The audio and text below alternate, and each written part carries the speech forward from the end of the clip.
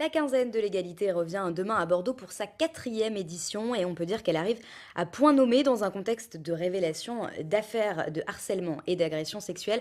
Marie Fétou, bonsoir. Bonsoir. L'égalité entre les femmes et les hommes, c'est le fil conducteur de cette quinzaine de l'égalité cette année. C'est un choix pour faire écho à l'actualité. Effectivement, l'égalité femmes-hommes est au cœur de nos préoccupations à la ville de Bordeaux et ça prend tout son sens aujourd'hui dans le contexte actuel.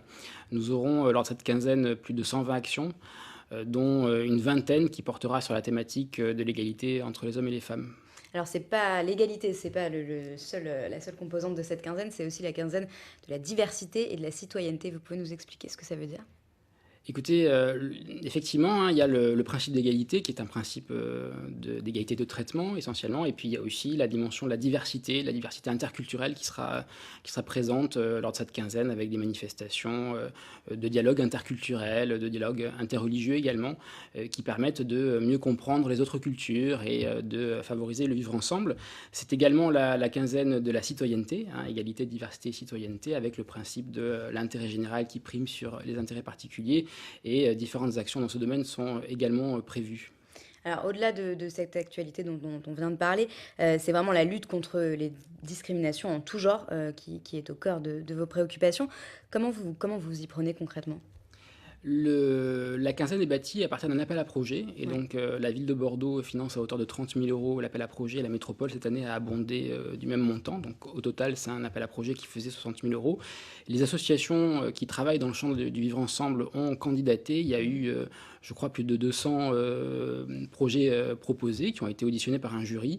Et au final, nous avons donc retenu un certain nombre de projets qui ont été soutenus dans différents champs. Le champ de la diversité culturelle, comme je l'ai dit, la mémoire aussi et le poids de l'histoire, le harcèlement à l'école, le handicap, la laïcité, la lutte contre l'homophobie, la radicalisation. Pour qu'on se rende bien compte, on peut donner des exemples. Quel genre d'atelier auquel on pourra assister pendant cette semaine? Alors pour ce qui concerne l'égalité femmes-hommes, par exemple, il y aura une table ronde sur le thème «Faut-il réinventer le féminisme?» demain soir à l'Hôtel de Ville à 19h30 en présence de Caroline Dehaas qui est cofondatrice d'Oser le féminisme. Nous aurons également une soirée le 13 novembre sur les femmes dans des situations de précarité avec l'association L'Effet Papillon et la troisième porte à gauche.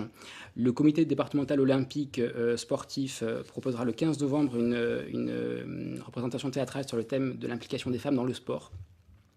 Il y a aussi la question de l'égalité dans les métiers, la mixité dans les métiers qui sera abordée par le Centre d'information des droits des femmes et des familles le 20 novembre. Nous aurons également une rencontre sur la thématique du handicap, être femme et handicapée aujourd'hui, avec l'association Regard le 23 novembre. Donc de nombreuses actions sur la thématique de l'égalité femmes-hommes, mais aussi sur les autres thématiques. Et si je peux donner quelques exemples, vendredi à Saint-Médard, il y aura un hommage à Sangor, hein, qui a été emprisonné à Oui. Saint-Médard pendant la Seconde Guerre mondiale. Et donc, je ne vais pas donner trop de détails, mais tout le programme est disponible sur bordeaux.fr, hein, donc les gens peuvent le consulter. On aura également une pièce de théâtre sur la radicalisation qui s'appelle le Djihad, le 14 novembre au TNBA. La ville de Carbon-Blanc également, du 16 au 18 novembre, qui propose un forum sur le handicap.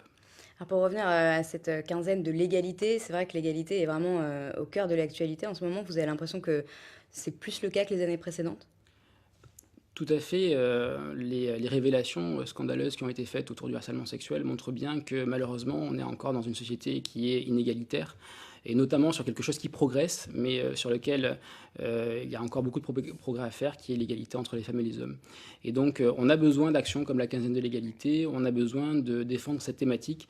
Et d'ailleurs, les actions de la ville de Bordeaux ne s'arrêtent pas à cette quinzaine de Oui. l'égalité, puisque il y a différentes actions qui sont menées dans ce champ, et notamment on candidate à une labellisation par l'Agence française des normes, l'AFNOR, pour le label égalité professionnelle femmes-hommes. Donc on a des audits qui sont réalisés par l'AFNOR et qui visent à améliorer nos process en interne de gestion de la non-discrimination entre les femmes et les hommes. Parce que le danger, justement, c'est pas un peu de dire pendant 15 jours, on parle de l'égalité, et alors ça veut dire que le reste du temps, ça n'existe pas. Comment vous faites pour répondre à ça? C'est toujours le danger, effectivement, quand on a des grosses opérations de sensibilisation vis-à-vis de l'extérieur, vis-à-vis du grand public, c'est finalement de ne pas balayer devant sa porte. Oui. Et de dire, voilà, on fait des choses vis-à-vis du grand public, mais nous, on est très bien et on n'est pas touché par ce phénomène. Or, comme toute collectivité, la ville de Bordeaux, la métropole, comme toute collectivités, on a des inégalités, notamment salariales. On a fait une étude qui montre qu'on est dans la moyenne au niveau national, avec des différences de rémunération de 10% entre les hommes et les femmes, qui sont liées à des facteurs explicatifs, comme le temps de travail partiel qui est plus souvent choisi par les femmes. Donc c'est des phénomènes culturels qui ne sont pas forcément liés au management à la ville de Bordeaux, mais il y a différentes actions qui peuvent être menées, comme par exemple pour le recrutement, rendre les fiches de poste neutres. Quand vous avez C'est un votre rôle au recrutement... quotidien, vous, en tant qu'adjoint au maire? Exactement, on a fait voter un plan de lutte contre les discriminations au mois de juin, où il est marqué noir sur blanc que les fiches de poste doivent être rendues neutres. Quand vous faites une fiche de poste recherche une secrétaire ou recherche un directeur, forcément les gens qui vont candidater seront plus facilement des femmes pour le poste de secrétaire et des hommes pour le poste de directeur. Et donc si on veut avoir un certain nombre de femmes qui deviennent directrices dans l'administration, et si on veut avoir une mixité au niveau des postes secrétaires, il faut avoir des fiches de poste qui soient absolument neutres. Alors, c'est la 4e édition de cet événement, de la quinzaine de l'égalité. Quel bilan, rapidement, vous tirez des années précédentes? Vous êtes satisfait? Eh bien, écoutez, chaque année, c'est de mieux en mieux, puisque la première année, il n'y avait que la ville de Bordeaux, ainsi que la deuxième année. L'an dernier, on a eu le plaisir de travailler avec Pessac, Mérignac et Talence déjà, et cette année, il y a 9 communes qui participent, l'université, plus de 80 partenaires, donc ça prend une ampleur qui est quand même assez inédite dans le paysage de la lutte contre les discriminations en France. Très bien, donc c'est donc 120 ateliers sur 9 communes et ça commence demain soir, c'est ça? Exactement, demain soir à l'Hôtel de Merci Ville à 19h. beaucoup Maric Fétou qui nous parlait donc de la quinzaine de l'égalité qui commence demain dans la métropole. L'info revient dans un instant sur TV7.